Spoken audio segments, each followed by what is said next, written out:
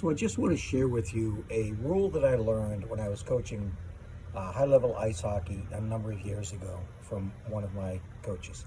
He said, wait for 24 hours to respond to any comments or criticism a parent is going to have about the lack of playing time, how you're not playing that kid in the right situations. Wait for 24 hours before you respond. You know, that's valuable insight.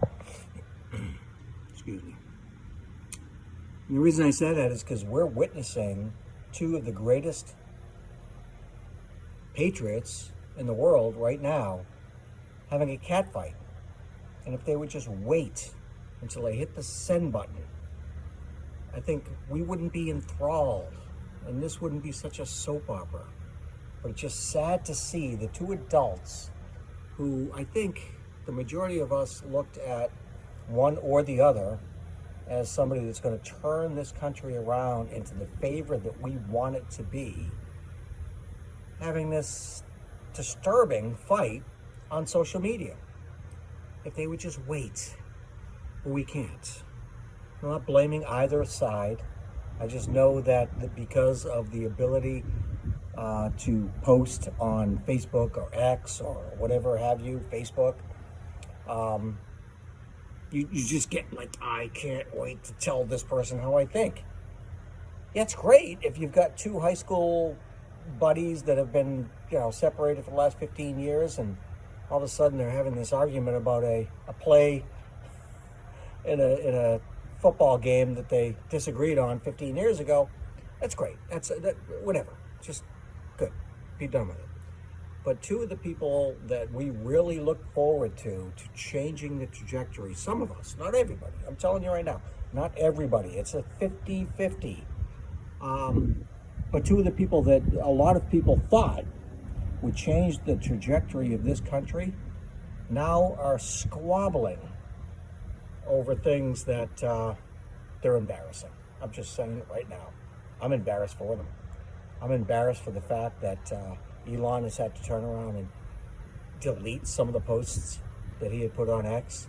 I'm embarrassed for President Trump for some of the things he's saying. Some of you have accused me in the past of being a non-Trumper. I have no horse in the race. I really don't. I voted for Trump. Okay, so unsubscribe if that's the thing. But I just want this country to get back to the way that it was founded. And right now, I don't see a way forward. If these two, the richest person in the world and the most powerful person in the world are kicking sand at each other, that's what's happening. And unfortunately, one of them is not going to back off. I just don't know which one. But how is it making us any better? I don't know the answer to that question. I don't know if you know the answer to that question. If you do, and I'm so whacked out and just out of my mind, enlighten me. Put a comment. Let me know if you know something I don't know. I mean, I'm following this like the rest of us. But I'm just so sad that these two guys, right? We've looked at each of them in different ways. Not all of us like one or the other, or let's put it this way, all of us like one or the other. But for them these two guys who are representing the most powerful man in the world and the wealthiest man in the world, to have this online squabble like a couple of 8th grade kids, it's embarrassing. I'm sorry to say that. So I'm going to put out a video very shortly. I'm thinking about titling it Words Mean Things, putting it together right now, because what we're seeing right now is you cannot take away the words that you say. The old saying is you can't put the toothpaste back in the tube, and that's what's happening right now. Both of these guys are just like spewing toothpaste. And by deleting posts and saying things that they think no one will ever remember, and the age that we're living in, which is the age that one of them pretty much created, it's not going to work. It's not going to work. And for folks like me who are hoping that we get back to a civility in our public discourse, I see this as just heading us in the wrong direction. And it's sad, because these are boomers. And if you haven't seen my rant on how the boomers ruined it for Gen X. I'll put that on in this video as well. But they should know better, each of them. And I'm not taking sides. I just know that when I was in high school, I saw this all the time. But we didn't have social media. We had the bulletin board, right?